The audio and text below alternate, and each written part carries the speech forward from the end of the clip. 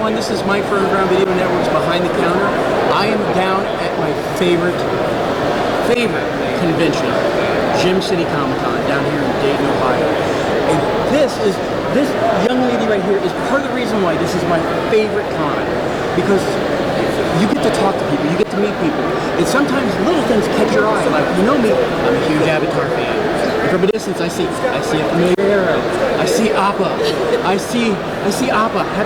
Then I see this book, and then I see this, and then I meet this lovely lady here, Aziza. How are you? I'm wonderful. How are you? Oh, I am fantastic. You were brighten my day. Just But what really got me though was I saw this. Now, first of all, I'm a Buckeye, born and raised. So I see great things, but when I see my local, Cincinnati, I'm like, you had my attention, now you have my interest. This looks fascinating. Can you tell me a little bit about this? So this is HEQ Cincinnati Cabinet of Curiosities, and it features several short stories from around the local area. I'm actually a comic writer, and I wrote the second story in this anthology, and it's about the Crosswick Monster. You're familiar with the Crosswick Monster? Oh, yeah. Please tell them. So the Crosswick Monster, in 1855, a giant four-legged snake, aka a lizard, attacked a young boy. Fortunately, the young boy made it out alive and he was saved. However, the residents were worried that the monster was going to come and attack them. So they actually sent 50 armed men out into the forest to hunt the creature down. And that's kind of where my story takes off. So it was such a spectacle that it actually made the papers. Yes. So you can find a news article detailing the entire incident. So you have not only a local setting, you have actual, real, local folklore. Yes. I love that. Because especially there's other, other when you're reading something like you mentioned, like, the museum, or, I happen to know this podunk cat, it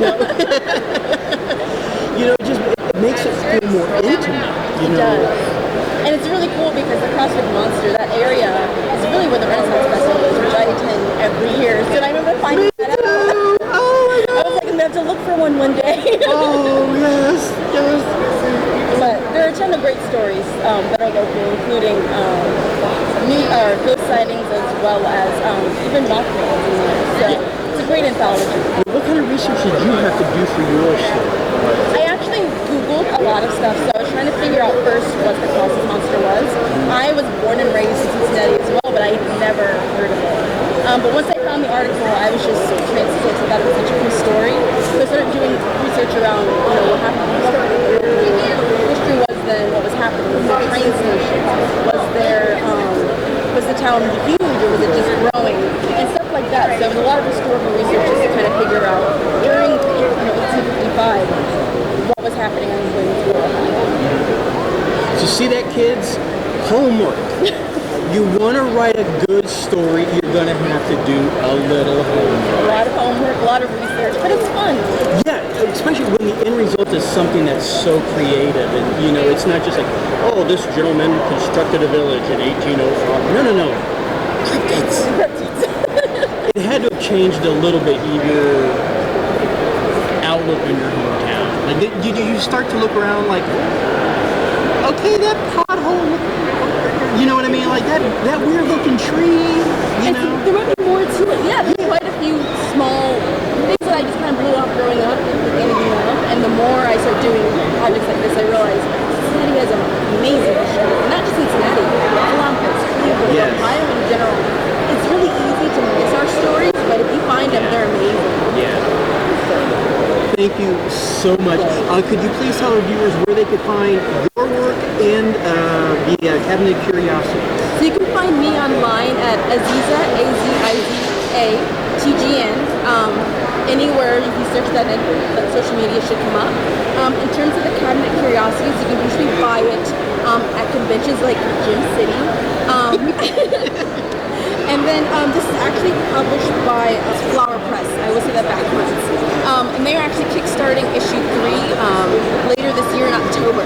So if you find them online, you can look for Cincinnati Cabinet of Curiosities. You can find issue 1, 2, and 3. And I think you can also find Cincinnati Genetic Cabinet Curiosities at Peak, a store down in Northern Kentucky, as well as Mom and Mom. We're still in yeah, which is in Cincinnati as well. Thank you so much. Please do yourself a favor and look this up. It's a wonderful project.